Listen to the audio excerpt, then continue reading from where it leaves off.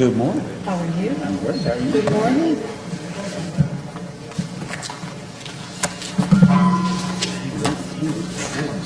Oh, there you go. I'm gonna go off and leave you. Did you bang it in yet? Yeah, no, I just banged him. I didn't do anything to that. I didn't sit in. All right. I didn't sit in. All right. The court will please come to order. All of our members are present. Our legal notices have been posted, and the court is duly called. Is there a motion to open court? Second. And on all those in favor, please signify by saying aye. Aye. Aye. Motion carries unanimously. Will the bailiff please open court? All rise. The Dallas County Commissioner Court is now in session for the month of August 2015. With Honorable Judge Jenkins presiding, please remain standing for invocation. And our invocation today will be given by a special guest of Commissioner Daniel. Well, good morning. And would the Pastor Jenkel please come forward? And thank you for being here this morning. I'd like to introduce Pastor Fabian Keith Jacob. He's a native of Port Arthur, Texas. At the time of his calling to ministry, he was a 15-year-old high school sophomore. For the last 40 years, he has served as a preacher, teacher, and shepherd to the people of God. As a gifted singer, Pastor Jacob has made several recordings and is highly sought out as an evangelic throughout the nation. Following successful pastorates in Port Arthur and Waco, Pastor Jacob became the first shepherd of the newly organized Greater Golden Gate Missionary Baptist Church of Dallas, Texas in 2001. He's been married for nearly 30 years to the lovely Penny McCoy Jacob, and they are the parents of 4 grown sons, a daughter-in-law, and a first grandchild. Congratulations. 18 months old, Reagan Willow. So thank you very much for being here and guiding us. Thank you. It's a great day to be alive. With that in mind, may we pray. Unto thee, O Lord, do I lift my voice. With humble and gratitude we appear this day acknowledging your part in orchestrating this day for us. Thank you for the abilities and the faculties that we individually possess. Thank you for the quality of leadership and the wisdom that you have given this body. We ask for your guidance today. Guide their understanding and their actions as they serve your people. We request your presence, for without you, there's nothing but confusion. We ask your participation, that you will lead us and guide us in decision making. Thank you for your providence and your protection that watches over us daily. We do ask all of these things because we as participants in this day will continue to rise to the occasion. And if we rise on tomorrow, we will again, of all of these requests, ask your presence. Now bless us even in the name of the one who makes all of these possible, even Christ, we pray. Amen. Amen. Thank you very much. Right.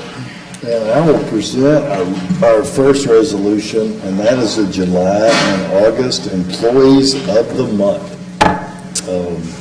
We've got some fantastic employees here in Dallas County, and this is one of the ways that we recognize those great employees.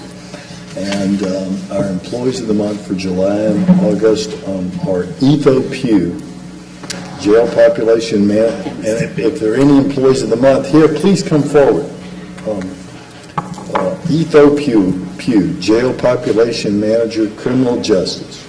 Joyce Colbert, Clerk 1 in the District Clerks. Robert Hambrook, Supervisor of Juvenile. Jorge Vargas, Deputy Sheriff. Shawana Milam, Lead MV Representative at the Tax Office. Becky Massingale, Administrative Assistant of the Treasurer. Ganesh Chevrolet-Mayer, Assistant Director of Finance, Budget, and Contracts at Health and Human Services. Gary O'Pride, Investigator at the District Attorney's Office. Rebecca Gwen Truxell, Electronic Monitor Program Manager, Criminal Justice. Gay Denise Smith, E-File Clerk at the District Clerks. Masuma Hyder, Grant Managing Officer at the Health and Human Services. Larry Thompson, Logistics Chief at Homeland Security and Emergency Management. Sarah Stoddard, Senior Project Manager, Information Technology. Deborah Debbie Campagna, Property Acquisition Agent at Public Works. Catrice Washington, Office Manager, Road and Bridge 3. Katrina Caldwell Russell, Deputy Sheriff. Melanie Sanchez, Lead MV Representative, Tax Office, and Callie Bartlett, Chief Cashier at the Treasurer's Office. I will read the resolution and move for adoption. Whereas Dallas County employees are hardworking, dedicated, and play a vital role in achieving the goals and objectives set forth each year by the Commissioners Court, most employees perform above expectation and ensure that Dallas County continues to be a regional leader and destination of choice for residents and businesses. And whereas the Dallas County Commissioners Court authorized the creation of the Employee Recognition Program in 2012 to encourage recognition of dedicated employees who represent the best and the brightest of our workforce. And whereas the Dallas County Employee Recognition Program is consistent with the county's approved strategic plan, maintain a strong and motivated Dallas County workforce. Specifically, the Dallas County workforce in many ways is the face of the county. It must be knowledgeable, able to provide the services for which the people are hired, and dedicated to helping improve the system. These employees represent the exemplar employees Dallas County hopes to recruit and retain. Now therefore, be it resolved that the Dallas County Commissioners do hereby salute Etho Pugh, Joyce Colbert, Robert Hambrish, Jorge Vargas, Shawana Milam, Becky Massengale, Ganesh Shevermeyer, Gary Pry, Rebecca Gwen Truxell, Gay Dennis Smith, Masuma Hyder, Larry Thompson, Sarah Stoddard, Debbie Campagna, Catrice Washington, Katrina Caldwell Russell, Melanie Sanchez, and Callie Bartlett for being selected as Employee of the Month in July and August 2015 for their respective departments, and offers best wishes for continued success at Dallas County. And I so move. And I proudly second. All those in favor? Aye. Aye. Motion carries unanimously. Thank you so much.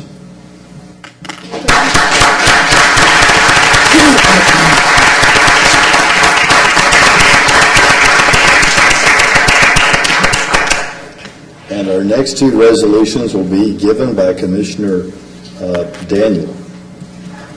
Thank you very much. Tomorrow, actually, August the 26th, marks the anniversary of the passage of the 19th Amendment to the Constitution of the United States in 1920, which prohibited denying any citizen the right to vote based on gender. At this time, since tomorrow is the actual day, I will forego the reading of this resolution, but want to say that this impacts not only all of the women in the United States, but all of us in the United States, because it added 50% of our population to the voting ranks. Would also like to note that we continue to battle on this front because we are not done yet in making the right to vote equally accessible to everybody.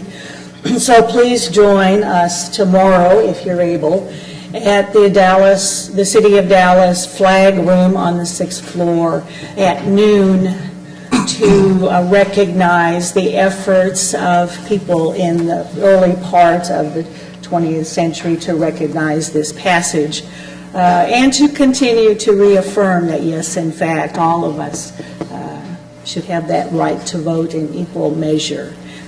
Thank you very much. You move it. Oh, and I so move. Second. Favor? Aye. Since you didn't ask for any comments, I'm supporting. But it's interesting you talk about women and their right to vote. As we continue to talk about the Voting Rights Act, it's not about women. It's about disenfranchised people in this country. That's what's under attack. I agree.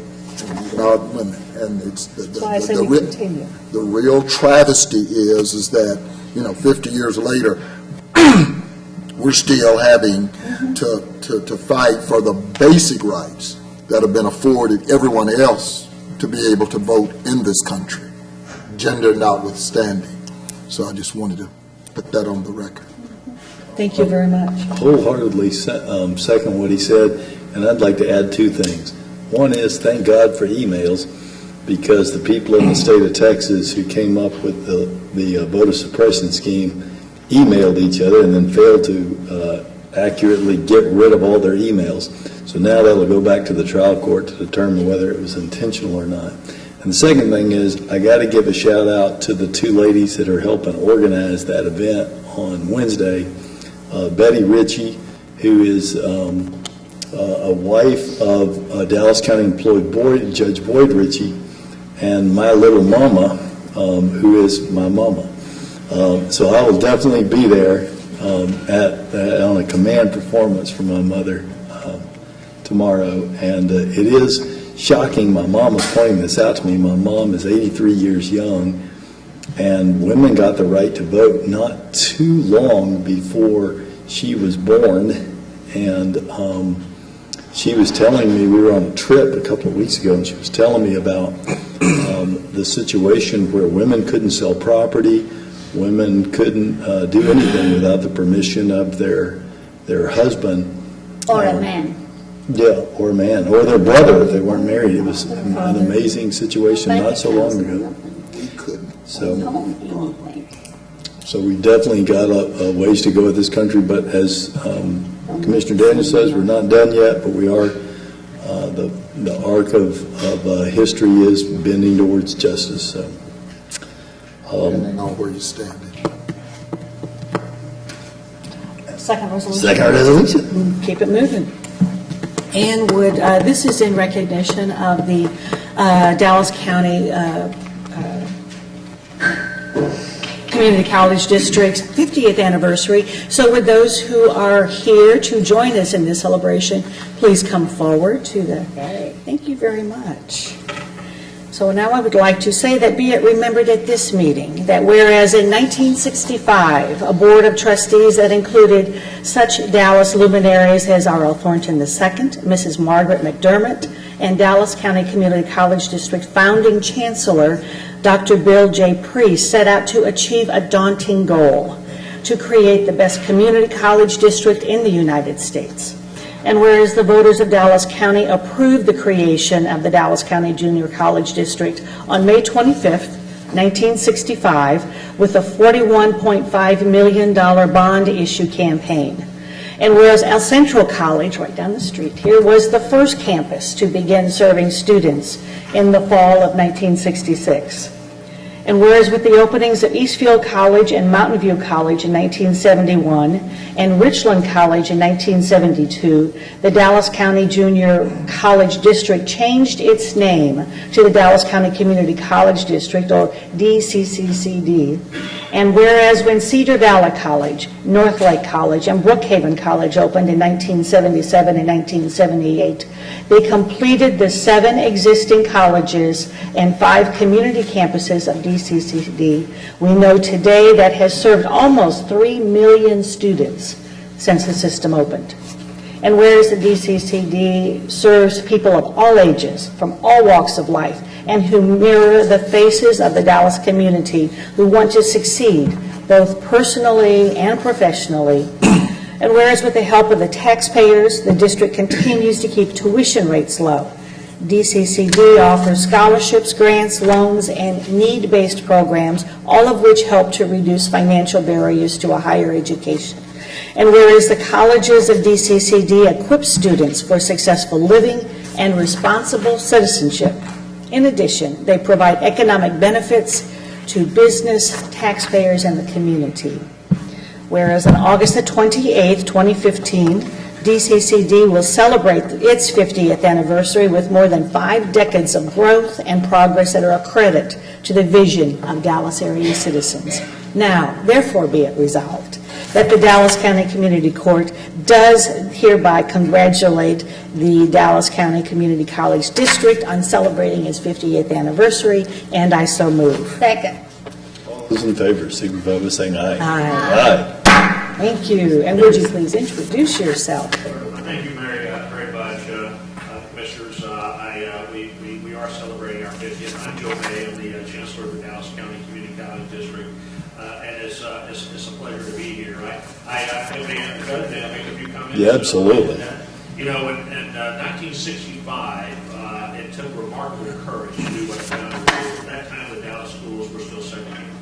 And we created a community college district at that time that would be defined not by who was excluded, but by who was included. And since then, they've gone on to serve almost 3 million people in the area. We've touched almost every family, every employer, every neighborhood in this great town. And we're proud to be a part of it, and I'm proud we can serve the look to the next 50 years. So this year, we will start classes on Monday. We'll have over 80,000 students to go over their 30 classes under 12 campuses throughout the county. We will serve over the course of the year about 123,000 in those programs. So if the tradition started 50 years ago, is one that will continue. I say we're very proud that our demographic reflects perfectly the demographics of the county, and that's something that we was part of our founding purpose, and something that will continue over the next 50 years. So thank you very much for the Chancellor, I appreciate your commentary. On Saturday, we did a homegoing celebration for a guy by the name of Sam Tasby, who equivalently filed what is tantamount to Board versus Topeka here in Dallas. Tasby versus DISD. And in your opening comments, you said 50 years ago we were segregated. I hate to tell you, look at the numbers now, we are resegregated. And unfortunately, it's really not about locale. One of the things I said at Mr. Tasby's funeral, the travesty was that Plano and places like that were not present because of what he did. Plano and places like that flourished with flight. And unfortunately, that's where we still are today. The ISD is resegregated. But thank you for what you do. But let me say something also, Councilor. I mean, thank you so much for being here. As everybody knows, and you can hear the accent, I'm an immigrant to this country. And I started at El Centro College almost 30 years ago. English 101, hey. And dental assistant program that at the time used to be at El Centro College. And it not only gave me the confidence, but also gave me great teachers and the opportunity to succeed. And for that, I will always be thankful to the Dallas Community College in Dallas. And now, we also have one in West Dallas, Mountain View. And, hey, the numbers don't lie. A lot of our students go to community college before they can transfer, or at least it's the opportunity to advance with associates and with bachelors. So thank you for all the job you do. Thank you for being a great partner. I know that I have several initiatives with you guys, and it's always been a pleasure working with the Dallas County Community College District. Thank you so much. Joe, And thank you, Commissioner Daniels, for bringing this resolution. absolutely. I want to Feliz cumpleaños. Happy birthday.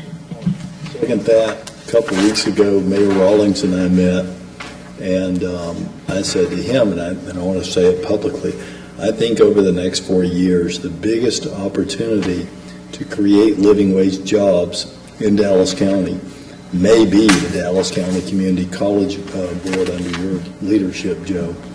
And I'm excited of working with you. The White House recognized 7 leaders in 7 districts across the United States that are doing things right. And one of those districts is the Dallas County Community College District under the leadership of Joe May. They're transforming the way they quickly bring students through the living wage jobs, where it used to take 2 years to get a living wage job, and they still have those programs.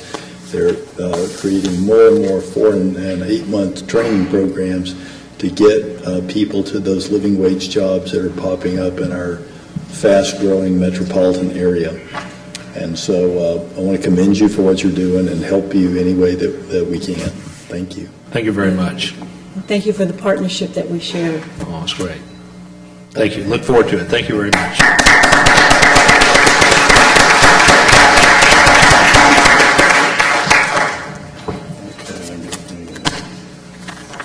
Consent agenda. Is there a motion on the consent agenda? Pull 6, personnel actions, any discussion. So without, if you'll pull 6, I'll move the consent agenda as it pertains to everything except personnel actions.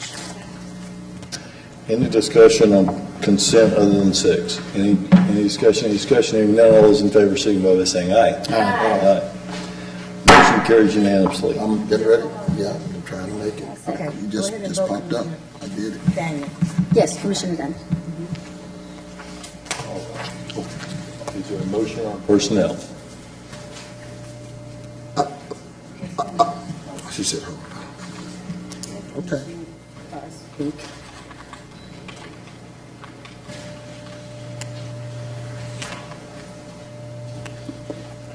And Joe and Isaac, y'all are welcome to stay, but I know you're busy, you don't have to stay. If you want to see how the sausage is made, hang out. Thank you. Thank you all.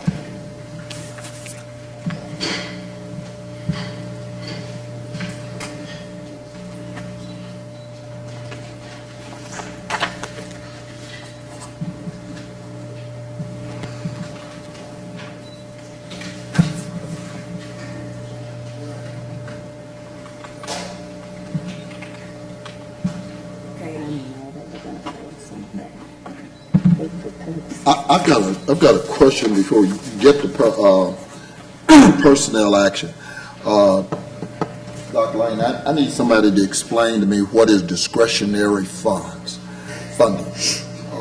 I noticed, and this is in the judge's office, that a person gets an opportunity to do discretionary funding, and there's no explanation.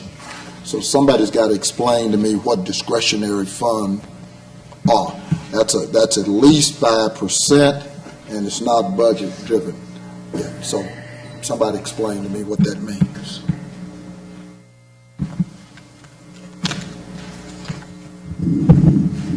Commissioner Price, in terms of discretionary funds, I'm not for certain what that means as well. I don't know. Well, I got a court order on that says it's discretionary funds, and I see at least a minimum 5% looks like, and so I'm trying to figure out what does that mean? Where does it come from? Where does it hail from? Is it, you said my office or a judge's office? No, your office. Oh, You know, very much county judge office. all right. Well, yeah, if you've got a question about that, we can pull that, and you're more than welcome to send me that, and Okay. we'll get you all the answers. Okay, yeah, but I want them to, anytime, if I got something going through my office, I've sent it through them, and they've got to bless it, and I look up and I start reading the deal, and I don't have any backup, so I don't know what it means. And so I sent an email. I sent an email. This position is referring to the executive assistant position. Now, there was a Oh, I court know what that order is. I can answer that. for October of 2013 that dealt with that particular position that was pulled. Is this where I underfilled something and then gave the person the rest of their position? That That doesn't I'm not sound showing it's like- an either underfilled. that, yeah, it has to say under. It says it's a new position.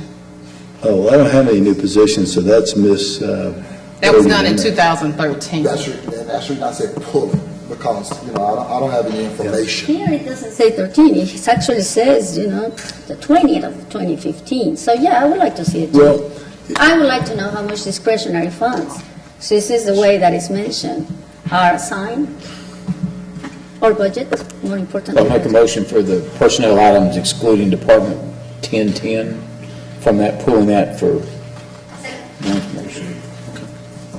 and just not knowing myself, it looks like staff has placed the there's some questions about this, but the only thing I can think of that's come through my office is one of my employees that was an underfill who has been moved up, and if that's what this is, it just needs to be recoded properly. My concern is I don't want to see the person not get their new salary, so if we could get that coded correctly and make sure to back to whatever date it was, get them paid. Now, but underfill, under policy is very, very specific. And I think if that's what it was, it may just have been labeled wrong, so let us go back and look at it. We'll go back. Yeah, Dr. Taylor and I worked on this last year and determined that underfill was the appropriate thing to do, and then July, we looked at it again, Ermit and I decided to lift that. And Okay. as you look at the one under, it says remove underfill, so if it was labeled wrong, that could be the Okay. issue, we'll fix it. Yeah, Okay. but We'll use an explanation of what that is. Sure. yeah, the civil service is very clear about underfill. And make sure it fits the criteria under underfill. But for the sake of transparency, I would also like to know what exactly the discretionary, is used for, because I've seen it before, but not under any of the officials, so, correct. Right. In personnel actions, a discretionary increase is part of the policy that allows when a person is newly hired or promoted into a different position, HR does a salary analysis and gives you the maximum you can offer that individual. A department has the option of getting less than what HR provides. And at the 6 months and at 1 year, they can move them up up to what HR provided at that point in time. This is 2 years. This is 2 years. Yes, so this isn't going to be a typical discretionary increase, but that, when you see those, that's what that particular is means that that individual, for whatever reason, wasn't provided the maximum that the HR department offered them. I got that. But if this was a true underfill that you're now correcting, Correct. we'll make sure. Be labeled that way, yeah. Yeah, and I don't mind going through and answering any questions. I just want to make sure at the end of the day, the employee isn't shortchanged any of the money they're due. I don't mind either. My point is, I just read it, and when I read it, I circled it, and I sent an email, and I know Mr. Graham is at a training, but, when I get I'm just trying to get a response. Sure. So. I will have it clarified. Okay, no problem. Got a motion and a second. Call the question. All those in favor, signify by saying aye. Aye. Any opposed? Motion carries unanimously. All right. I'm the judge on the public hearing for Dallas County Hospital District tax rate. I'll make a motion. I'm sure all legal notices have been posted, and I'll make a motion to open the public hearing with regards to the Dallas County Hospital District. All right. Commissioner Garcia, I think, maybe. Hold on a second. Are you going to put it, you're not going to put it up? Okay, got it. No problem. Go ahead, Judge. All right. And so, is anyone going to lead us through it? You going to lead us through it? Yeah, good morning, Judge and Commissioners. Oh, I'm sorry, I didn't say all in favor. All those in favor of opening the public hearing, signify by saying aye. Aye. Any opposed? Motion carries. Not that we have any discretion. Go ahead, Ryan. Good morning, Judge and Commissioners. This is the first of 2 required public hearings concerning the Dallas County Hospital District tax rate. The proposed tax rate for FY16 or for 2015 tax year is 28.6 cents. This is the same rate as the prior year, and this is the second year that we'll have this tax rate. All right. Is that the end of that, Ryan? Pretty much. All right. Are there any public speakers? Any public speakers? Any public speakers? Now's your chance to speak. There are no public speakers. Is there a motion to? Hold on. Oh, we do have a public speaker. I'm sorry. Go ahead, sir. On the tax rate for the hospital Oh, we district. don't. Specific. We got two. Okay. There's some.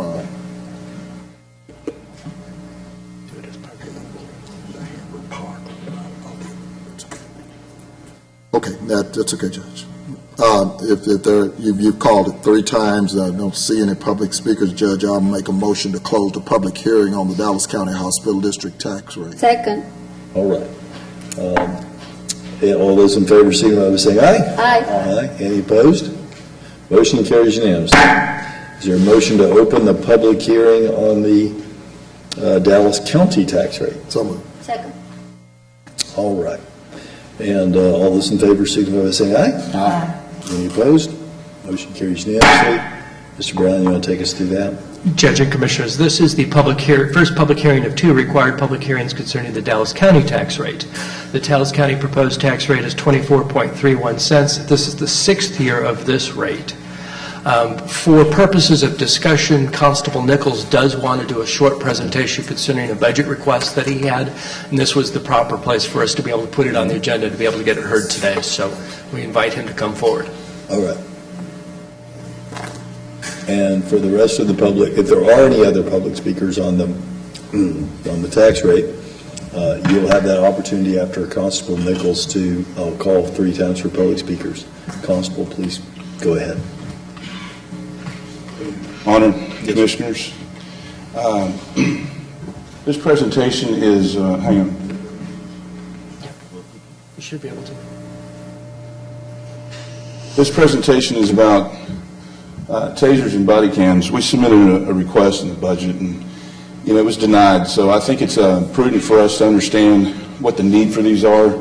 It's a cost analysis, benefit cost analysis that we want to bring to the attention of the court due to the circumstances in law enforcement and our environment today and the use of force.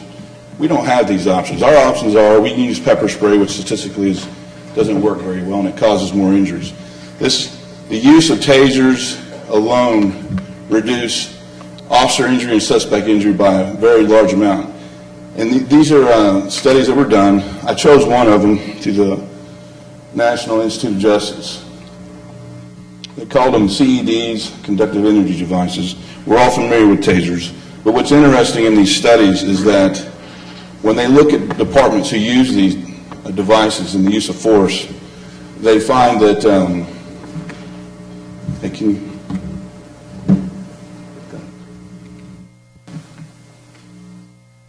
Oh, you skipped a page. You need to go back.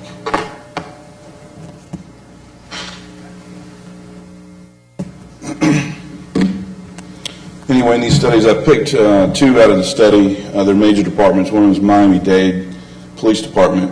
And in that department, they have about 3,000 officers. They use tasers. 70% of the officers carry the tasers, the ones that are on the street. Through the use of these, they had an associated reduction of both police officer injury and suspect injury of 68%. Using this option, I really don't know if this thing works. Yeah, let me see if I can find the page. Using this option is basically giving an officer an extra option not to use a firearm. When you use a firearm, there's going to be, everything changes at that point. But when you're pointing one of these devices at somebody, these are the actual studies on this one. When you actually point this device at somebody, they're going to give up most of the time. It's a 98% rating on that people they know they're going to get hit. But it also reduces a lot of injuries. Hands-on injury, when an officer has to contact somebody with their hands in any kind of tussle, it increases the injuries by twice the amount for both the officer and the suspect. Let's try this one more time. Let's see if that's going to do it.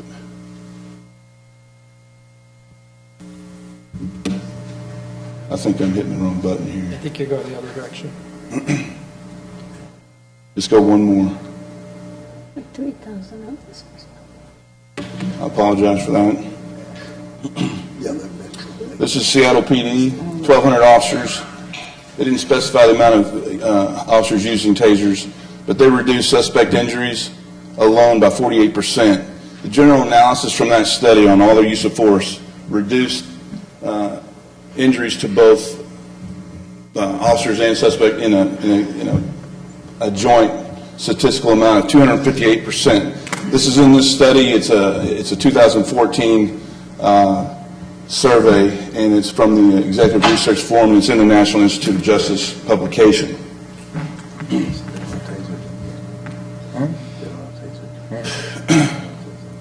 Based on all this information, it came out of 25,000 scenarios of use of force incidents. In total, there's a decrease of 75% likelihood of causing injuries. and that's on both sides. The use of pepper spray increased the officer injury by 21%. The use of physical force increased officer injury by 300% and suspect injuries by 50%. And the reason why we're bringing this to court's attention is because it's been completely denied, but I think based on these statistics alone, it's a public policy issue at this point. Who supports the use of these CEDs? The Justice Department. Police Executive Research Forum. A shout out to a local doctor here who's also a reserve police at Dallas PD. And the ACLU, Scott Greenwood. If anybody doesn't know him, he's nationally known expert and authority on the use of force cases. And he is the one that's advocating the idea that this is going to be the next level of force issue that you're going to have. The use of force is based on a reasonability continuum that we use in law enforcement. Is at the time, is it reasonable? If you've got somebody with a knife, you can shoot him. But the new era is going to bring in, with everything that's going on now, if somebody has a knife and they have distance and there's a chance that you can tase them, when you got two officers present, when that situation is present, you will see in the future lawsuits and maybe criminal action going after an officer or whoever's in charge because of the failure to have that officer armed with a taser when he could have used it and avoided death and serious bodily harm. The cost of a CED measured against the liability for preventable injuries using a CED clearly outweighs not having them. There's zero economic justification against having a taser on an officer that's out on the street. Next.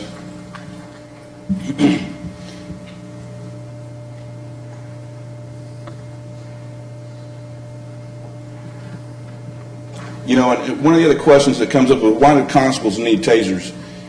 One of the interesting things is people don't understand that constables have to do forcible entry and detainers. What does that mean? That means the officer has to forcibly enter into a home and remove that person from that house. It's a highly emotional situation. We also are charged with serving writs of warrants to attach children from their family and to get people who are a danger to themselves and others. And that's just part of our regular duty. With regard to cameras, I point the court's attention to this. This is a pretty detailed study that I found. It's a Journal of Quantitative Criminology. It's out of Cambridge University. And basically what they found is there's 92% fewer cases filed against officers. These are officer complaints and lawsuits. There's a 94% decrease in 2009, 88% decrease in 2011. The use of force reported against police officers declined by 60%. Complaints from citizens against law enforcement decreased by 88%. So both of them are declining. Why did that happen? Can you go to the next slide, please? Simply, cameras puts everything in the public, and cameras always tell the truth. So people, it's going to change, it's going to modify both the police officer's behavior and the citizen's behavior. And that's why a lot of people are seeking this route, because it's going to reduce, and when you have a reduction in complaints, it's just a reduction in litigation and cost all along the line. So it's another cost analysis, benefit analysis. It helps de-escalate confrontational situations that can blow up into something that you don't want, especially in Dallas, under the circumstances we're seeing in the media today. Go to the next page.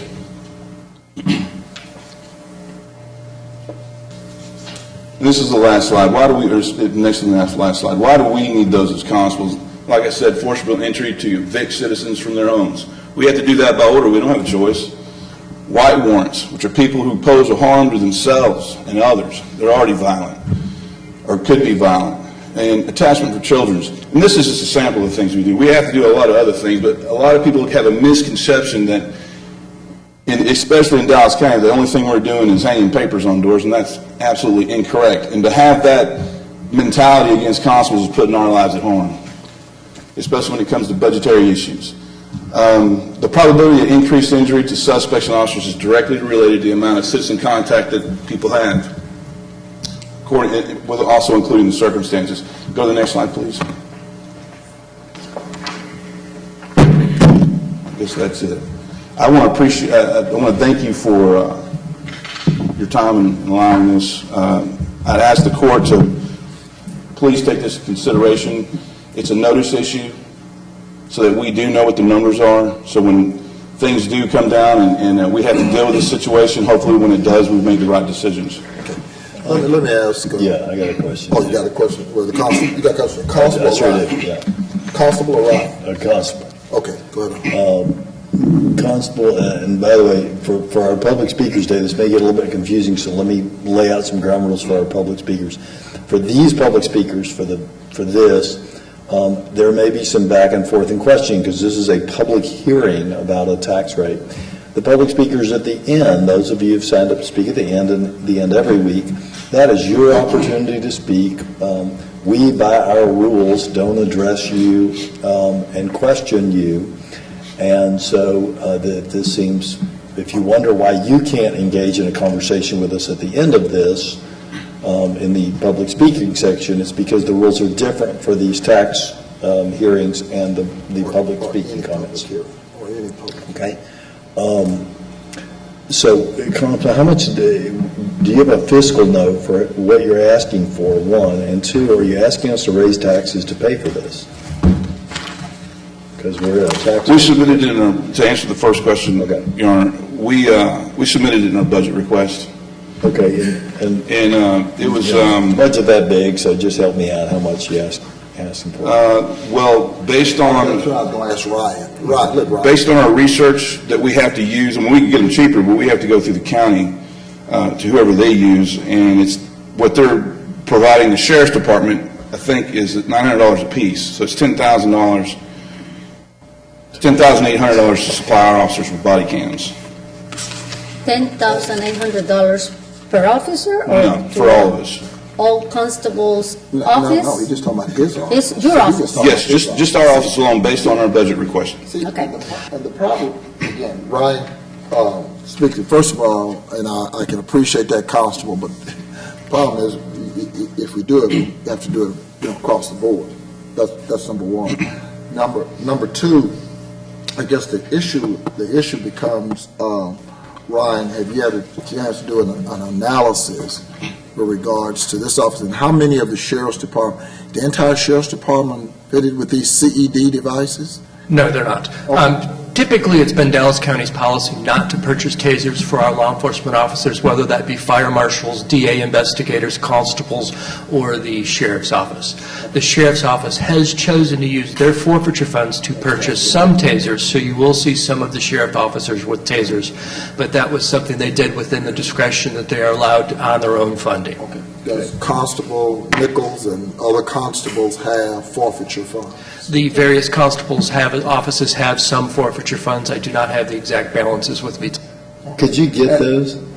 And that is an appropriate use, given the definition of forfeiture fund, for them to make that acquisition. Definition of the forfeiture funds is that they use it for law enforcement purposes, and clearly that falls under law enforcement purposes. As for cameras, we at this point are still evaluating buying cameras. We have not gone there to purchase those. While the purchase of the camera is actually relatively inexpensive, about $100, it's the ongoing storage of the data and media. And so we are continue to review that and are developing policies through the IT department as it relates to how we will approach this, because clearly there are some of our law enforcement agencies and officers that would benefit from the usage of that type of technology.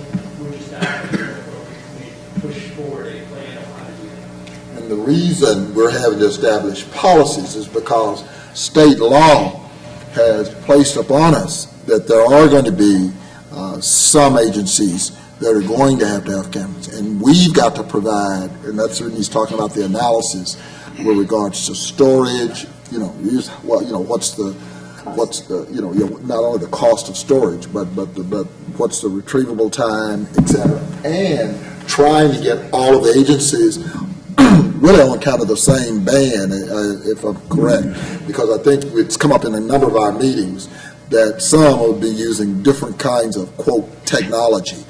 So there are a lot of issues. Believe me, I understand and can support theoretically where you're going. It's just policies that we've got to be able to develop and to decide, because it's, while you're making the plea just for your budget, I've got 5 constables, we got sheriff's department, like he said, got DAs, I've got fire marshals, I've got, we've got everybody who is licensed, who are peace officers. And so, once we go down that road, we can't treat one differently than we do the others, and I think that's... And we appreciate that consideration. We just don't want this issue to go unheard on our part. And I'm not trying to push the budget issue, it's just a risk and utility analysis is really what we're doing. And so you're not asking for a tax increase, because it's a relatively low budget item compared to a tax increase. You're just bringing it to our attention, your request in the Yes, budget I section. am bringing it to your attention, but I'm bringing it on the basis that we were denied it. And I understand, the budget issue. I don't think you look at the county budget, it's not even a drop in the bucket. Sure.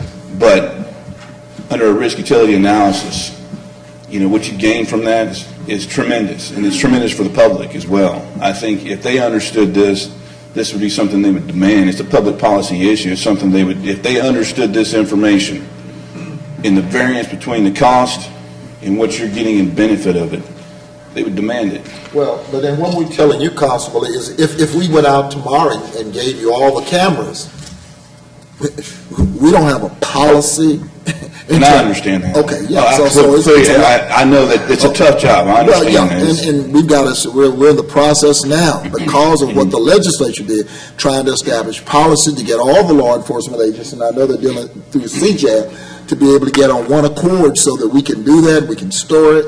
I mean, the cost of the instruments is not the issue, and I'm talking about the cameras now. Yeah, in the short term, it's one issue. Long term, there's a different impact. So we're not dismissing you. We're saying that we're in the process right now of trying to work those kind of policies so that, we can move forward. But when you make your request, and then we appreciate your request, we've got 5, like I said, we got all these other law enforcement we've got to deal with. With that being said, Constable, and thank you so much for being here today. I don't know that we will be able to do it during this budget cycle. Like Commissioner Price mentioned rightly, so we're looking into those policies, and definitely, I can assure you, it will not be forgotten, especially in the times that we're living today in our country. So, we're analyzing those costs, and if there's any questions or any input that you would like to give us additional to what you presented today, please don't hesitate to call me and Mr. Brown.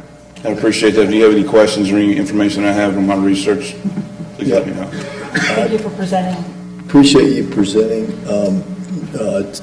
2 things. I think, just to make sure that it's very clear, everybody on this dais supports the use of body cameras, and we're working towards finding a way to quickly implement body cameras, because we believe that is a good thing for community policing. I texted Alex Eastman, the doctor and SWAT PD officer, while we were here, and he informed me that DPD had done an exhaustive look at tasers, and they have published that in a medical journal, and I'll pull that and take a read at that, because what he said he found is, in that is a decrease in essentially injury and violence to the officers and the person they came into contact with. So it's certainly something that we'll look at, and I'll make sure when I pull that to share that with the members of the court as well. So thank you for bringing that to our attention. There's been a lot of studies about tasers, and the fact remains that it avoids the personal contact, especially in a neck hold, where we have choke, when we have a lot of deaths in different police departments when it's not applied correctly. That's what the taser use. It's a use that has been used, for several years now in many police departments, law enforcement departments. So the choke hold was something that, really avoided the personal contact.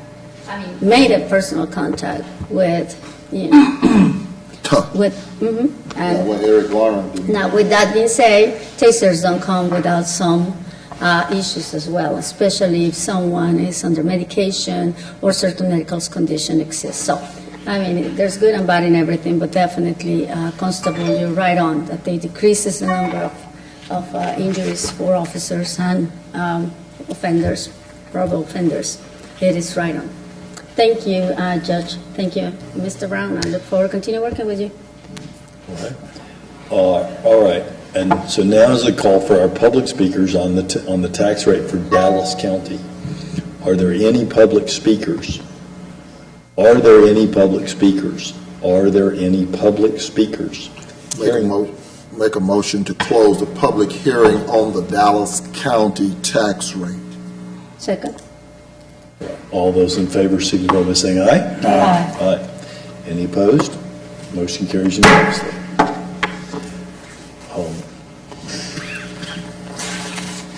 Our next item, Move to approve court orders 1 to 30.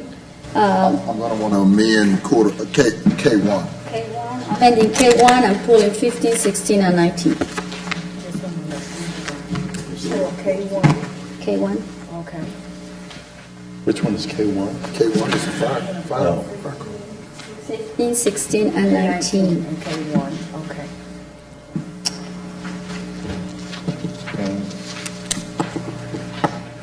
So you pulled one, right? So Well, yeah, sure, they pulled it. I was just going to amend it. Okay, no, that's what I said. Amend. We need to amend it. we need to pull it then. Yeah. So let's pull, K1. Okay, I pulled 1, 15, 16, and 19. yeah. Which the one? Yeah, I'm just, yeah, just put it. So Commissioner Garcia, you moved, I seconded. Think we got it By right. Commissioner Dunn. Yes, we have it right. Okay, now you can motion. All right. We have a, Second. Commissioner. That's- Okay. all those, or I'm sorry, is there any discussion on these court orders? Well, you want to discuss what your amendment is? Well, no, because we pulled that one as separate. Pull it. All right. So, all right, any discussion on the court orders? Any discussion, hearing none, all those in favor signify by saying aye. Aye. Motion carries unanimously. K1 is before us, Judge, the update to the Dallas County Fire Code. Marshal De Los Santos, Mr. Bazan, first of all, I want to commend you for the presentation that is before us. And it talks about the purpose of this code is to promote and protect buildings constructed in the unincorporated areas of Dallas County from fire. And there are, at least in your packages, at least 3 amendments that talks about the minimal standards, excuse me, for design and construction in A and B. It talks about the enforcement, by code. And C is that any way limit the statutory authority of the fire marshal's office. There needs to be a D, excuse me, and I discussed this with both Mr. Bazan and with Marshal De Los Santos, and D needs to just say pursuant to statutory authority and by order of the Commissioner's Court, the fire marshal, through an agreement with the municipality, may enforce the buildings and fire codes adopted by the municipality within the municipality and its extraterritorial jurisdiction. And I think Judge Roden has had a chance to review that. Yes, we did receive that, and we've reviewed it, and it has been approved through legal. Right, and I apologize this morning, primarily because Marshal De Los Santos, we've entered into contracts, some of the smaller jurisdictions within the community, and everything in the code did not talk about that particular piece with municipalities. So while he has that authority, D makes it clear that he can extend that authority into those municipalities. So, Marshal? You are correct, Commissioner.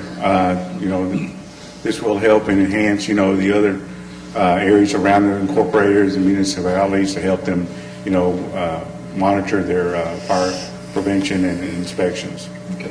Go ahead.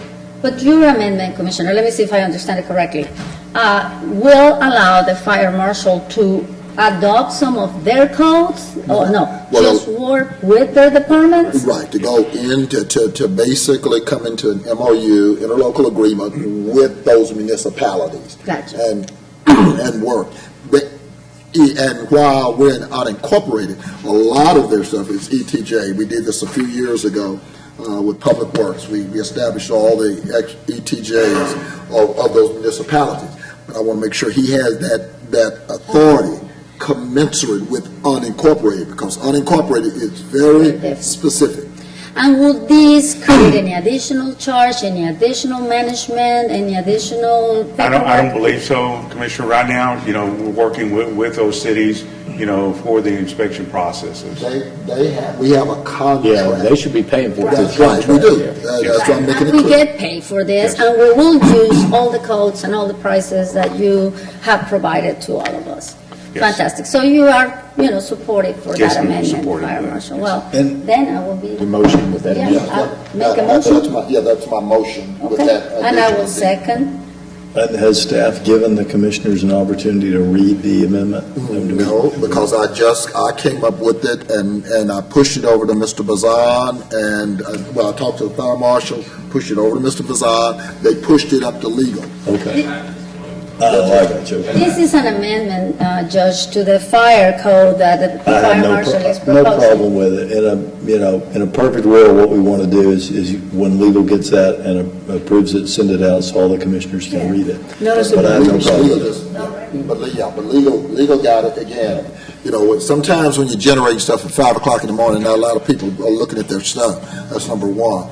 And then I apologize, I probably should have done it yesterday, but juvenile, some other stuff. But let me tell you something. I think that the policy that we are updating today, that especially a lot of the issues that, are dealing with in this update of the code haven't been touched since 1998. So it's needed. I think it's a great asset. Thank you, Mr. Bazan. Thank you to the fire marshal. Not only that, it also addresses some of the ammonia nitrate, that as we know is something that the state has been looking into for explosions and some of the cases that have happened not only here in Dallas but in other places in the state. So it also brings a lot of new initiative, new blood, and obviously better management, like Commissioner Price, of our unincorporated areas that have had problems for a long time. And as we continue to grow as a county, this is a way to address that growth, what is coming into the future. I know that I have the honor of working with Fire Marshal de los Santos and Mr. Bazan in a report that came out from Channel 23 about the lack of overseeing and enforcement. At the time that we start asking, who will address this? Well, the municipality, the first thing they say is, it's an unincorporated area. That's not our issue. It's not our job. And when we look at our guidelines, they were, old, not updated, and the most important thing, colleagues, we did not have the resources for the fire marshal to be able to address it. So this is where we learned that it was a complicated issue that we needed to address, and I want to thank, like I say, staff and also the DA's office for their input. But more importantly, I think we have a good update. Commissioner Price, I know that you and Commissioner Cantrell are the ones with the biggest unincorporated areas where growth is happening. So, I look forward to also working with Mr. Brown. We'll be able to allocate some funds, and hopefully we'll have something that Dallas County has not had in ever. Well, regardless of that, Mr., and I don't think Precinct 1, I don't know if they're here, but one of the things Precinct 1 did years ago is they deputized Constable McGee. He is assigned to Environmental Services. He is in Mr. Thompson's shop. And what this basically just helps us all do is kind of streamline what we consider the process. This is, that's, I don't want it to make it sound like, for people who may be viewing or hearing, as though we've been enforcing. I mean, when you look at the amount of unincorporated area, and you look at our resources, I think both Marshall as well as Constable McGee and what's the other guy? Reynolds? Spencer. Illegal dumping. Yeah, the dumping. I mean, we've been doing this for the last, 30 years. But not in a comprehensive way, not in a one-stop shop, that this is what we're going to do. But it's not about that. It's about, again, that's what Ryan and I was talking about. It's about resources. There's a lot of areas, and we've got some stuff coming up this way, some things that have been going on. It's difficult for them, other than This is about inspections and all. But this has nothing to do with just basically, and what he is a police, out there policing. Same thing as the reason Deputy Constable out of Warren, McGee, and especially them over there, is because they have to have law enforcement trying to patrol all of this. So I got it. I just want to say, thank you, and that this is needed just to get, so we get paid. I appreciate what everyone has said so far, and the fact that it looks like it's going to allow Dallas County to better service all of Dallas County, and I appreciate that piece of it. But not being able to read this, not having notice of any of this, and I don't have received nothing at all to be able just to see, what are we talking about here? From what's been said, it looks like it makes a lot of sense, but would really appreciate that everybody would get notice of this. And I would like to address that. Our office just received it at 8:45 this morning. Just say it. If you want to pull it down, that's fine. But that's the reason I wanted to. Well, you want me to pull it down? If you need. No, I'm just saying, I would like just to read it, just to say what's there. Yeah, I got it, and that's one of the reasons. Bring it back. If we can bring it back next week, it's really, there's no rush to do this. We want to make sure you guys do it right, so. Here's what we could do. We could pass it as all the commissioners have seen it and bring back an amendment next week if they prefer to get something passed this week for what, I think it'd be probably good if we went ahead and passed, and we could, I agree with the amendment. I also agree with the sentiments of Commissioner Daniel that we need an opportunity to read it. If she desires an opportunity to read it, she should have that. But could we pass the unamended version for this week, come back next week and pass the amendment? Would that be okay? Bless you. I know it's very, okay, that's fine. I don't care. That's fine. If you want to do that. Unless, Doesn't bother me. I just is want. that acceptable to you, or do you want to just, read it? I just wanted to read it. It sounds like it makes really good sense. Let's take a I moment. can read it right now and we can move on, but. Okay, I pulled it down, so we're gonna. No, hang on a second, maybe I'll get it done. We're going to vote on it, Ms. Ann. On the amendment? Hang on one second, we're gonna, let's see it. Yes, on the whole thing. Again, It looks fine. Thank you very much for allowing me to read it. All right, so then, the motion is on K1 Go ahead, Judge, go ahead. the motion is on K1 as amended. Okay. All right, and that's what we'll be voting on, correct? Is that the desire of the body? Yes. All right, is there any further discussion on K1? So Commissioner Price is the mover, who's the seconder? Commissioner? I second it. Okay. Yeah.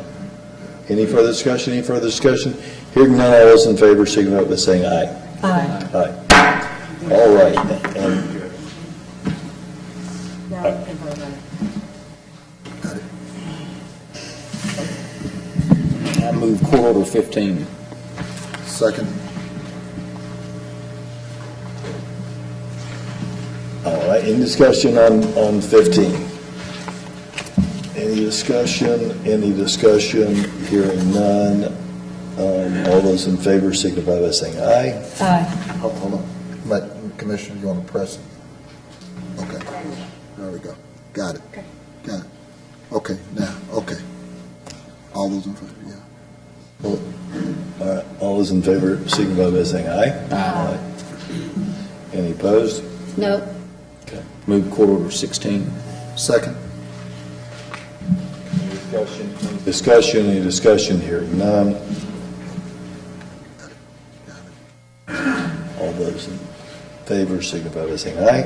Aye. Any opposed? No. All right, motion carries 4-1. Court order 19 is before us. I'll move it. I'll second. Oh, I'll second. I'm recusing myself. Oh, okay. Yeah, Couldn't figure out what- that's the only reason I made it. It's not in my district. Okay. All right, any discussion on 19? Any discussion? All those in favor signify by saying aye. Aye. Motion carries unanimously with one recusal. Commissioner Garcia recusing. And they got us, and there's one more. believe that's it, right? That's it. All right. And so this will take us to our briefing session because we have no time-sensitive court orders today. Mr. Martin, would you take us through our briefing session? And one thing I want you to, I said something, and again, this one, it was 5 o'clock in the morning deal. Last week, this court was briefed with regards to clean air. There are some, I did a radio program, kind of did a follow-up. Got some real concerns with regards to that, and the rest of the court, and I guess I should say something to the auditor. I'm trying to figure out how, without us discussing it, how is the rest of the court going to have the same concerns or know of the same concerns that I have with regards to that whole clean air piece? And I know we all got the numbers, but it ain't about the numbers. It was about his presentation and what he said and the process. And of course, I know Sheriff, and Chief Guards, I'm not springing anything. It's just that there's got to be some different kind of tweaking based on some stuff I'm hearing, Mr. Auditor. And so I just want to know, are you going to probably such a way that the court gets it?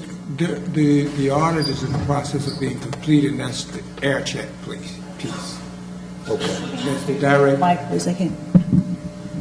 That's the direct air check piece. We're in the process of auditing that unit right now, and myself, we should be finishing that audit within the next couple of weeks, and it will be posted. Right. And I can't just, we can't discuss because they ain't on the deal. Yeah. I don't. Right, and I sent out some, but what we'll do is, let me give you send out the information that I had requested, and I think all of us got that. Right. But he came and made a presentation last week. Well, you're talking about The the LIRAP. gentleman from COG. Right, COG. On LIRAP. Right. LIRAP, yeah. But the numbers you're looking at are different from that program. I got So we need that on the agenda. Right. So we Yeah. discuss. And I'll go with Mr. Thomas. We'll put together a comprehensive briefing for you on both programs so that you can get information from them. We'll have the sheriff, and if you want COG to come back after he finishes looking at those numbers, we'll get them back also. So we can. The cost analysis also, Mr. Martin, so integrate the numbers that we got into that way I think it'd be. We'll put together a briefing for you. Judge Commissioners, item 1 under Auditor, recognize County Auditor Mr. Thomas as Dallas County's Chief Financial Officer and approve the submission for unclaimed property belonging to Dallas County for the county officers' names and officials and ex-officials of Dallas County. Item 2 under Budget, authorize Michael Delmore, Sheriff Chief Financial Officer, to receive an auto allowance. Item 3, recommends approval of the attached contracts. A court order for each contract will be prepared once the final review and approval is completed by the civil DA. And you have that list of agencies in your briefing. For administration, authorize Architect Engineering IDIQ work order number 6 in the amount of $23,000 to Friesen Nichols for professional services for the programming of Old Red Courthouse building. Item 5, approve the establishment of a plan review and permitting process for regulation of the unincorporated areas. Item 6, approve the renewal of the attached contract between the Council of State Governments Justice Center and Dallas County for years 2 and 3 of the research study addressing county-level recidivism rates. And Mr. Stretcher did send you out some information on that. With regards to this still,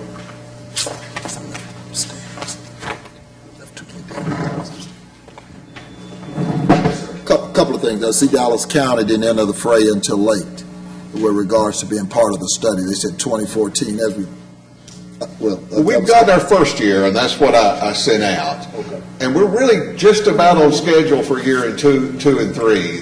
They have already run, I think, Bear County's data for those years, but really, we're right in with that.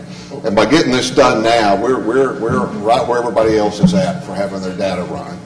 I want to thank you, Mr. Stretcher and CJAP, for bringing, this into, our forum and analyzing it. The reality is that has brought a lot of clarity, and hopefully we can mainstream in the future some of the results, what we can do differently. but what I did not understand in terms of reading it, and that's getting it, but first of all, I think it was the 71st legislature that dealt with this whole definition of, quote, recidivism, right? Now, my point, has it been augmented? Are those still measurable in terms of where we are now? I don't know the answer. I know what you're asking. I don't know the answer to that. Okay. I'll go back and check. Because isn't that in process of being redefined right now? Well, I think we, as a group of the planners, envision that this study may help us look at a redefinition of recidivism. One thing that came up with this is how do you deal with a Class C only recidivism, and what does that do for the numbers, and is that really an accurate measure?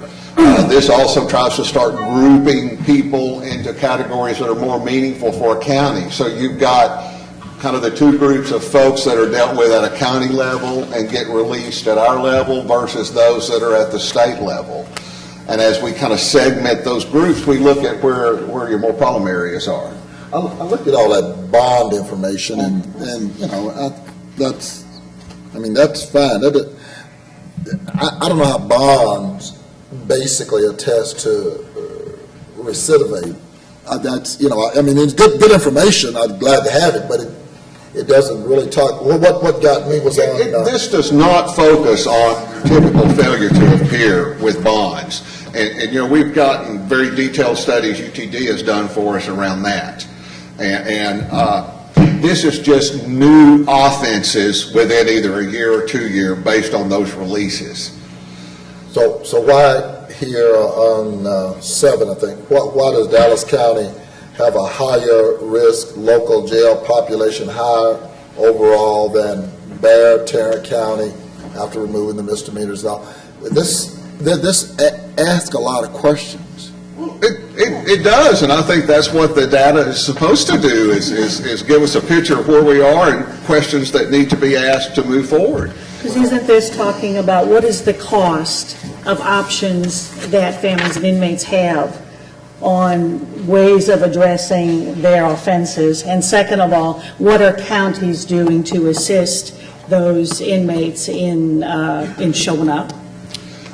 I think it goes a bit of a step further than that, Doctor, to what county interventions have been effective. And as you try to start comparing, you want to go to counties that have been effective with a specific population. There'll be a lot more look into this. The folks from this group, Dr. Fabello and his staff, were actually in town yesterday and today, kind of doing their discovery sessions around the Peru Smart Justice. And this kind of information guides it. They look at what's working here versus what works in other places. Well, I just found it interesting because I was trying to have this conversation with the Texas Department of Criminal Justice, and they hadn't even seen the report. Okay, I'll ensure that they are. I made sure that they got it, but it's hard to discuss with them when they. It definitely points out some of their releases are high recidivist. Yeah. And that goes across all the counties. Right. And we also notice that they're not so much different from one another. So there are some differences amongst the county. There are. Yeah. But generally, it looks like the big driver is the risk profile, and then this category of release and whether or not you had some kind of supervision. More supervision seems to always have lower recidivism. So those are kind of the principles that guide us with that. we already, this was part 1. CJAB already approved the second year. Well, so we're looking forward to work with the Council of State Governments Justice Center, and thank you, Mr. Stretcher, for all the hard work. And I appreciate getting a chance. I do want to make sure the court is clear. We're paying for the year 2 and 3 of the study. We will be providing them with the data for 12, 13, and 14 because you've got to have 14's data for your longer-term recidivism. But we're not paying for the 14 study yet. Hopefully at the end of the next one, Commissioner Price, we have a clear vision of how we can actually make cost and management, which is, I know that's what you're thinking. That's How am I exactly right. using this information in the future? And you're totally right. We're still in the, first stage of gathering information, data, comparing it, and hopefully it will be clear after next year, and we will make a decision then. Yeah, at least we are gathering the data right now that will be very, very useful in providing some guidance and what are the options we have and what are better ways to address the If situation. the court would like, I can, when Dr. Favelo's group's going to next be down here with the SMART Justice, I could schedule some time if we wanted to go into more detail with questions and answers around the report. That would be fantastic, We all Mr. appreciate Stretcher, that, because I either know you or that your staff or we whomever. presented at CJAB, and obviously it was the long version, but if we can have Dr. Favelo come in here and give us a short version of what Commissioner very Daniel helpful. and I and the... But I do promise we'll make it a little more brief than last time. We did a nice one at CJAB.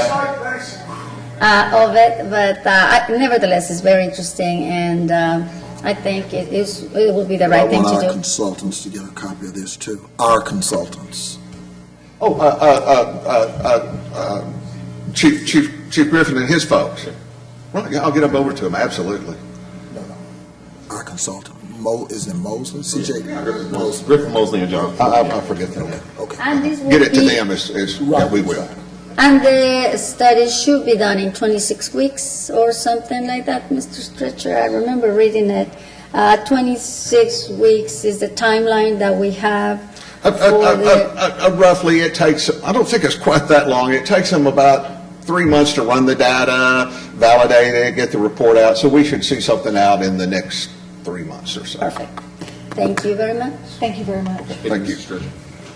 Item 7, recommend signing a lease agreement with Marshall Construction to design and build a new ASC facility. Staff recommends further purchasing the property for the sum of $3.5 million Say upon is completion. yay. Yes. Thank you. Now, we are going to have a fueling site still at that location, though. Our recommendation is that we would. I still need to sit with We need Dr. one. Daniel and work out those details. We also need a staging site for a lot of cars parked there who live out of the county. So and I'm working with Dr. Daniel and her design and the design team on Last that. week we addressed the fueling stations for 3 and 4. Right. But we haven't really gotten into all the details of what's going to be going on with 1 after a lot of the changes occur. It will certainly help with our fuel man if we can continue to have a site at Rolling Bridge 1. So we'll work with We'll talk about that. Dr. Daniel with that. Item 8, approve the Department of State Health Services contract PPCPS bioterrorism. Item 9, approve the Department of State Health Services contract infectious disease control unit, surveillance and epidemiology of Ebola activities. Item 10, approve the award of reallocated fiscal year 2015 Round Part A supplemental grant funds. Item 11, approve the award of reallocated fiscal year 2015 Round Part A formula grant funds. Human Resources recommends approving a revision to Section 90-147 as outlined in Attachment A for immediate inclusion in the Dallas County Code. Public Works, item 13, execute the attached project-specific agreement with the City of Carrollton for the purpose of transportation improvements on Old Denton Road from Trinity Mills to Dallas County line.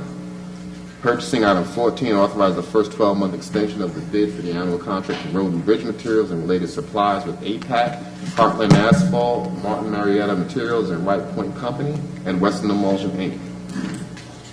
Item 15, authorize the purchase of 4 BX46F microscopes, camera, and related components to be purchased from Olympus America, Inc. for the total amount of $51,000. Item 16, authorize a temporary extension of the bid for the annual contract for janitorial services for southern and southwest quadrants of Dallas County.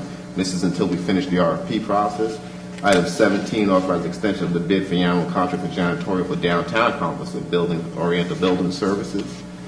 Item 18, authorize an exemption to the competitive procurement requirements as allowed by local government code for the purchase of a boiler feed, water pump, and auxiliary equipment based on a proposal submitted by CNP Pump Services. Item 19, authorize an exemption to the competitive procurement requirements allowed by local government for the purchase of 231 room air conditioners based on a proposal submitted by Lowe's Companies at a cost of $35,000. And Treasurer, item 20, County Treasurer recommends court approval for the annual maintenance for Simpro Treasury and debt management software. Mr. Brown has a couple of bring-ups. Court. The first bring-up is Facilities Management requests approval to repair a leaking sewage line in the Frank Crowley parking garage. Estimated cost is $19,000, funding from unallocated reserves permanent improvement fund. Second request is for Kimberly Brown from the IT department to attend training. Funding cost, and that is $1,100. It's a 5-day training. And last is for Ron Stretcher to go to do a speech on related to 1115 waiver in Austin, Texas. That requires a hotel room of $200 and anticipated mileage reimbursement of $230 for a total of $430, all reimbursed by the 1115 waiver program. Is he the best subject matter expert we have on 1115?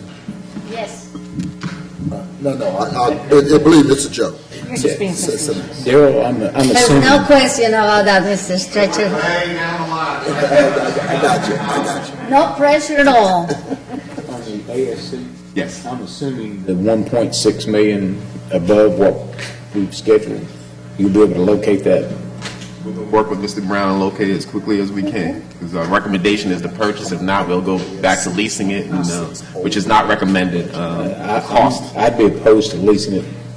You know, if you can pay for it, you know, then it's a much better deal. Have they found any location for anything? Is been the problem is finding What large is enough In the location. ASC, I just want to make sure, you know, $32,000 a month, is pretty steep. It is. It is. So just looking for you'll have that identified when you bring back the court order. Okay. Now, we look forward to having the best location and the best facility that we can for this particular service to provide the services that are Just so needed. you know, we have set aside about $1.9 million. God, it has to be 4 or 5 years ago for the ASC, and we've been unable in the last 4 years to find a good, suitable location. We have one now, and the cost to purchase the land and build the facility is about 3.5. So that's where the difference, the 1.6 is coming from that Commissioner Cantrell was talking about. Within that's been the most competitive An bid. inflationary deal on a 1.9 and then figure out what's the difference. Well, the market is what it is. I mean, Yeah, you I know, know That's the best deal that we've been able to find for that. I just want him to identify where it's coming from. Oh, I got it. Road and Bridge 1. Well, yeah, one's got the money, don't cry. I'll have that discussion with Dr. Davis. Let's talk. How quick do you want us out? We might be able to make a deal. Judge, you have actually 4 speakers listed. I do want to make a clarification. Ms. Jenkins, who is listed on your agenda, spoke last week, and it would be I saw that, and I'm not sure Ms. Jenkins is actually here. Oh, she is here. I'm of a mind to, in this unusual circumstance, allow her 3 minutes to speak, given that it's our staff's mistake that she was told she could speak again. Our rules only require, or our rules require that we allow public speakers to speak once a month, since it was our mistake. However, our rules also say that if any commissioner objects to a public speaker that doesn't fit into their rules, that person can't speak. So if there is an objection, I'll sustain that. But the problem is, Judge, you know the speakers we have, and you know what happens. So if we go down that road, we're opening a door. The difference here is this was clearly, completely, and, not throw anybody under the bus, but a staff person's mistake in telling this person, yes, you can get in your vehicle or your public transportation, make your way down here, and you'll be allowed to speak for 3 minutes. Given that unique situation, I'm of a mind to let her speak, but I understand what you're saying. We don't want that to be interpreted as a precedent that just because she's allowed to speak because of our mistake, if that is allowed, then others can speak every week. But is there any objection to allowing, and she's not our first speaker anyway, she's our third speaker, but when we get to that, be thinking about that. If there is an objection to her speaking, I'll sustain that under our rules. But again, I'm of a mind, if the court unanimously agrees, to allow her 3 minutes, since it was our staff's mistake in misinforming her that she could in fact speak. Will the bailiff please read the rules of decorum for our public speakers? All Commissioner Court attendees are hereby advised that this meeting is conducted in accordance with the provisions of Dallas County Code, Section 74-71. Visitors and registered speakers are to preserve order and decorum at all times. Personal, profane, or slanderous remarks are not appropriate and will not be allowed at any time during this public meeting. Any and all applause is to be kept brief in observance of time constraints. Disruptive visitors and or registered speakers may be removed and are subject to the penalties provided in the State of Texas Penal Code, Sections 38.13, 42.01, and 42.05. Registered individual speakers are limited to the maximum of 3 minutes, and the maximum discussion on any one topic is limited to 30 minutes. And our first public speaker is Minister Dominique Alexander.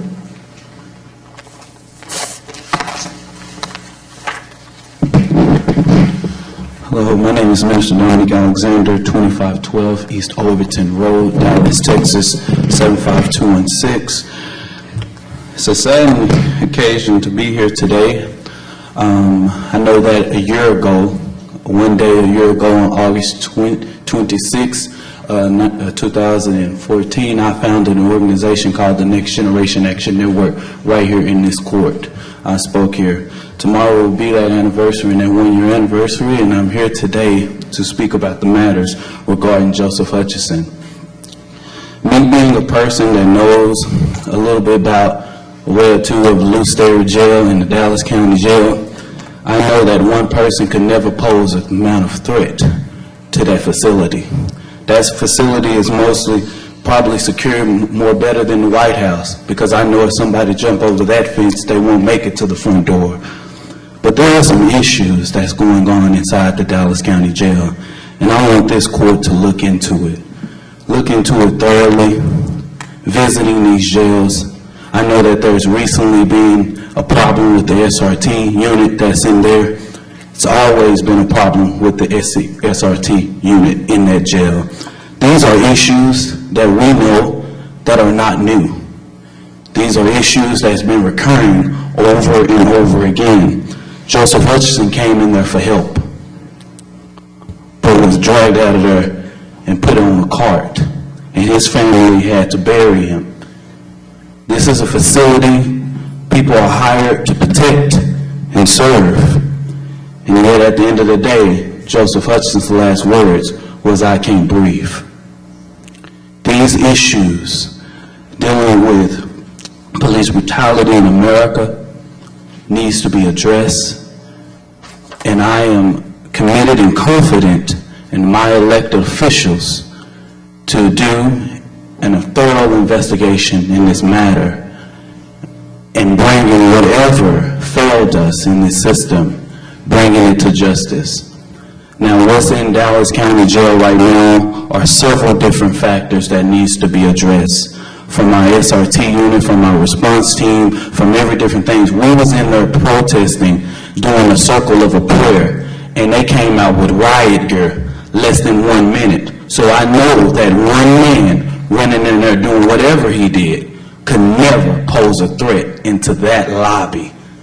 30 people turning around doing a prayer resulted in someone standing right there on the side of us, over 15, 20 men with riot gear, like we was doing something crazy. That's here in Dallas County, and I am shameful to be a person that grew up here in Dallas County and resulted to look at that madness ever in my life. Thank you.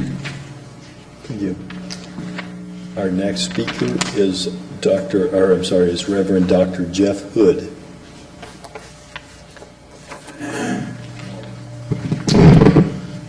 Reverend Dr. Jeff Hood, 5910 Cedar Springs Road, Dallas, Texas, 75235. I serve as the Executive Director of Hope for Peace and Justice, which is the social justice ministry of 5 different churches, including Cathedral of Hope, United Church of Christ, which is the largest LGBT church in the entire world. Our churches, our people are particularly concerned about the case of Joseph Hutchinson. All over our nation, we have heard it time and time and time again. I can't breathe. 3.5 weeks ago, those words rang out here in Dallas County. Joseph Hutchinson parked his truck on the curve, walked up that hill into Lew Sterrett Jail, opened the door, screamed, "I'm not here to hurt anyone. I just need some help." from 6 different accounts, 6 different eyewitness accounts. He was roughed up. Some people said body slam, but everyone said that he went in for help and he got a knee to the throat.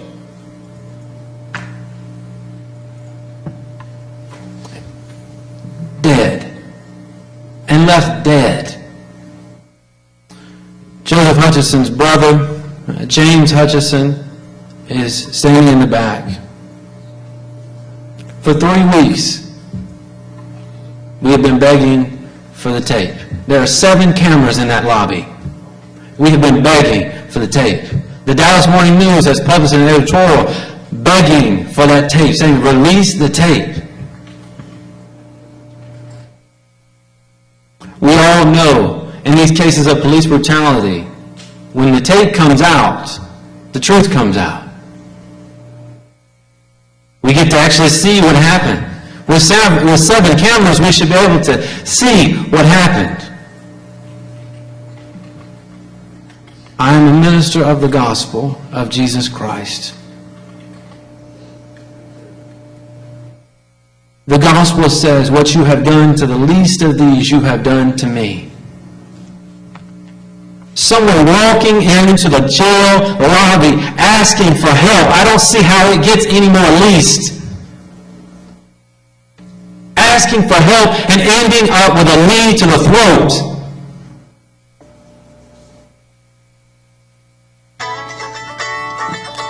I'm here asking for your help. I'm asking you to extend your condolences to this family. I'm asking you to help us get this videotape. I'm asking you to stand on the side of justice. I'm asking you to stand with this family. This should not happen in Dallas County, and if we don't do anything about it, it'll happen again. Right. Our next speaker, if the court will allow, is Miss Laura Jenkins. Is there an objection to Miss Laura Jenkins speaking? Hearing none. Miss Laura Jenkins, you may come forward and address the... It's a bizarre situation. Let's take it apart. We'll be transparent. Yes, ma'am. Laura Jenkins, 8101 Canyon Oak Drive, North Richland Hills, Texas. And thank you so much for allowing me to come to you today. And certainly I apologize for not adhering to any guidelines last week and today, learning this process. As I stated last week, my son has been in jail for 10 years, and he has 2.5 more years to go for the 2004 death of Grapevine police officer Darren Metland. We have such remorse for that family, but my son was not drunk, and he was not drunk driving. He's been denied parole 4 times. Please go to our website, justiceforroyjr.com, to learn more about this case. And we believe my son's case is really a color of law federal case, because we believe that the Tarrant County DA, Richard Alford, committed acts to wrongfully convict my son. And I looked at the website for FBI and it say that Sorry, under our rules, you can't make disparaging comments about any individual. Okay, I'm sorry, I won't do that. I can do that. I'm just going to quote, during 2012, 42% of the FBI's total civil rights caseload involved color of law issues, and they fell into 5 broad areas, one of which is the fabrication of evidence. Now, this is a fact, not disparaging. The first police officer to interact with my son showed a tampered video in court. Here's another fact. This is not disparaging, and it's out there on the website. Nobody's ever told me to take it down in 10 years. Is that the Tarrant County District Attorney Alford changed the blood draw process. That's a fact. We sent that information to the FBI, Department of Justice, which is a fact, and we asked for them to look at this case under the federal Court of Law case, color of law. And they told us no, no, and no. Well, and this is another fact that I just took off of the website, is that Dallas FBI and the Tarrant County Tarrant County Medical Examiner's Office worked together in 1993 on the Waco siege, where the FBI raid, and there were 76 people dead. That's a fact. So, this is another fact. Dr. Parawani and his office was chosen by the Department of Justice and FBI. And another fact came directly out of Dr. Parawani's, a quote from him. There's a feeling one should go back and reevaluate. The focus at the time was not on whether the FBI was doing the shooting. So I wrap up today by saying, please go to justiceforrogers.com, and any facts, anything that I present to you going forward will always just be fact. And that's what's on the website. Thank you. Just fact. Thank you, ma'am. All right, and our next public speaker is Mr. Josh Graven. Good morning.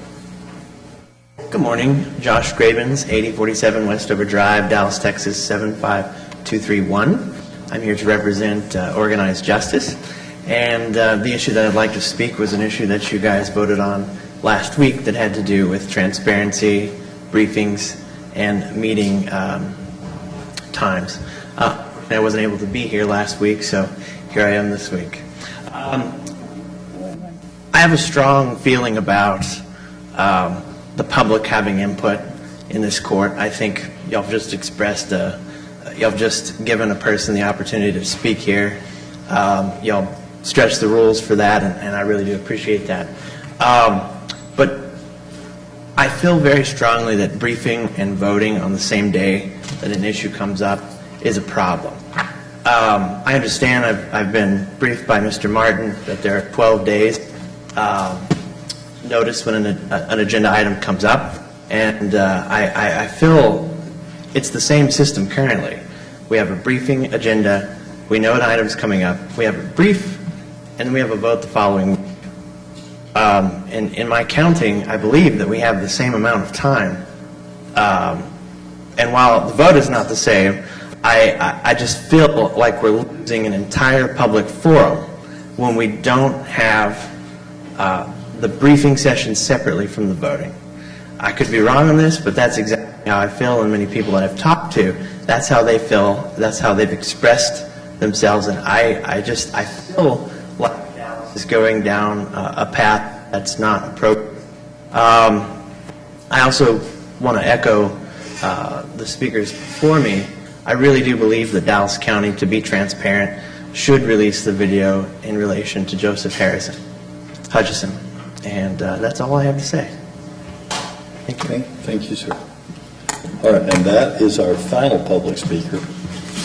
Unless we have some bring-ups, I think we already did that. We'll move to our closed session pursuant to Chapter 551 of the Texas Government Code as previously posted. Any action, public action needed as a result of the closed session will take place in a subsequent open session, and that will begin momentarily.